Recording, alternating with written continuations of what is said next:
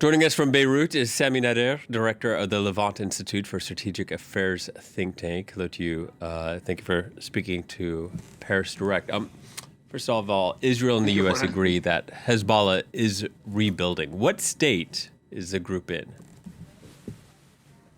I mean, definitely the party, the Hezbollah, as a military group, has suffered major setbacks, and he has been dealt a serious blow by Israel. But according to all international observers, he's trying to regroup, especially after the losses of his main leadership. And now what is worthwhile observing is Iran is taking direct control of what remains of Hezbollah as an organization, namely on the military side. There is a direct meddling, a direct intervention of Iran. And today, Mr. Larijani visit to attend the funerals or the ceremony for 1 year anniversary of Nasrallah assassination.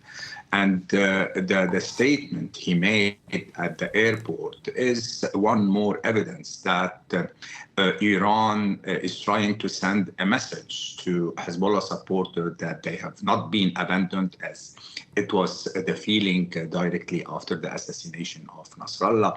But as well, Iran is trying to send a message to the whole international community, to the United States in particular, that it still has influence in Lebanon. It still has the capability to threaten peace. It still has the capability to threaten the security of Israel. This comes in the middle of a deadlock at the level of negotiations between Iran on one hand and the United States of America on the other hand. So to get back to your question, I think that, yes, Hezbollah has been dealt a serious blow. He's trying today to gain time, but he's still, in order to regroup, but he's under serious international pressure. He's under domestic pressure. This is unprecedented. For the first time, we had a government that is asking for disarmament of Hezbollah, that took a firm decision to have all the arms under the control of the Lebanese army, having the Lebanese army the monopoly of the armament, and this is unprecedented. Unfortunately, the event of yesterday or 2 days before in the middle of Beirut, where Hezbollah defied the government decision by projecting Nasrallah image on the Rauche site, is a major setback for the Lebanese authority.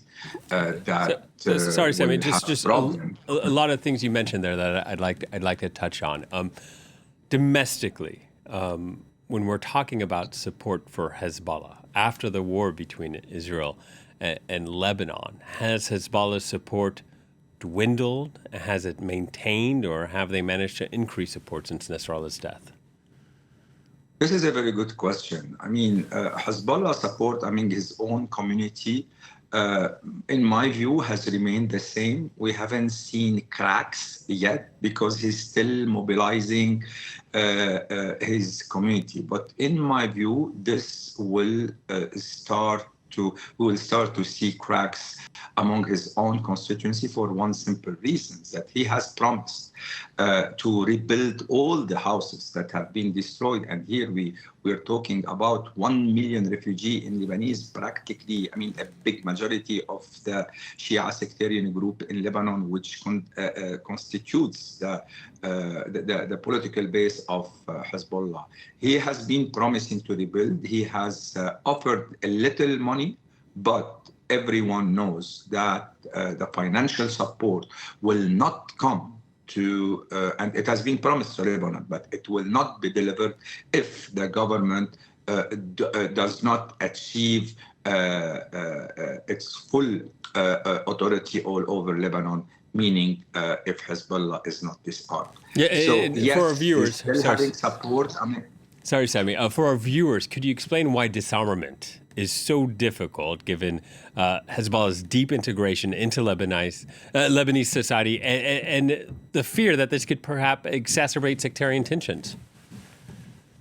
Yeah, I mean, because it has a large political base, and any clash with the Lebanese army would mean a clash with Hezbollah political base. And there are concern that this will lead to internal conflict. But this is a catch-22 situation, because this we cannot remain in this paradox for forever. At one point, the Lebanese authority needs to take the decision to face up to Hezbollah if he does not comply. And one main justification for this act is that the alternative for Hezbollah not disarming is Israel to resume the war and to resume destruction. And this has been crystal clear.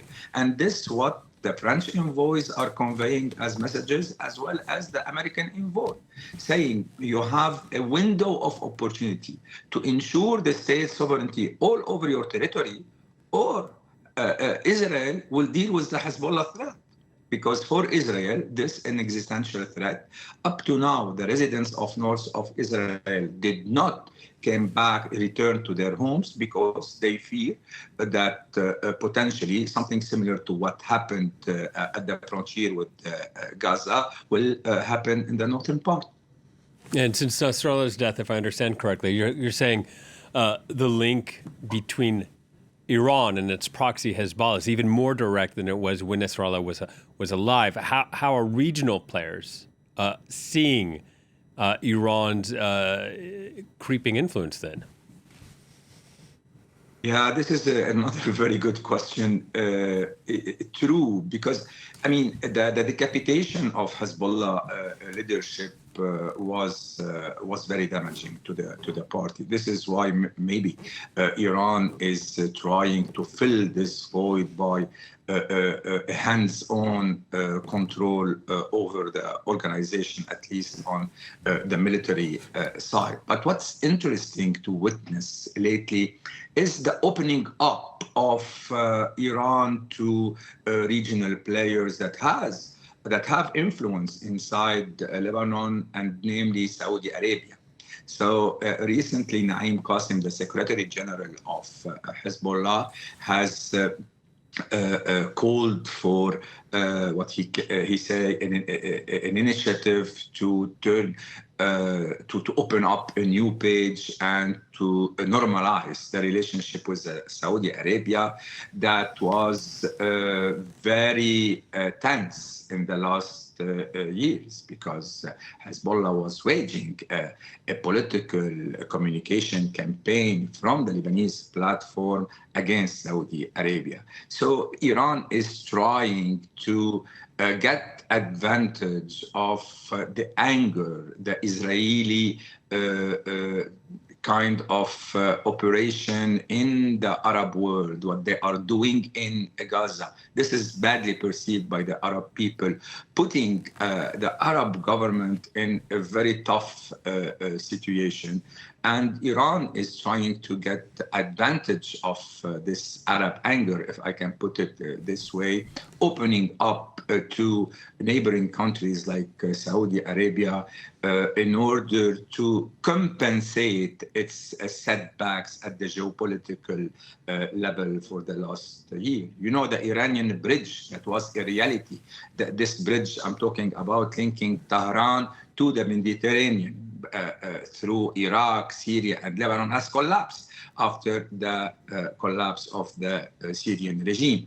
And trying to compensate for this geopolitical loss, it's trying today to rebalance its relationship with the Arab neighborhood, namely the GCC countries. Sami, thank you so much for your time. Sami Nader from the Levant Institute for Strategic Affairs. Thank you.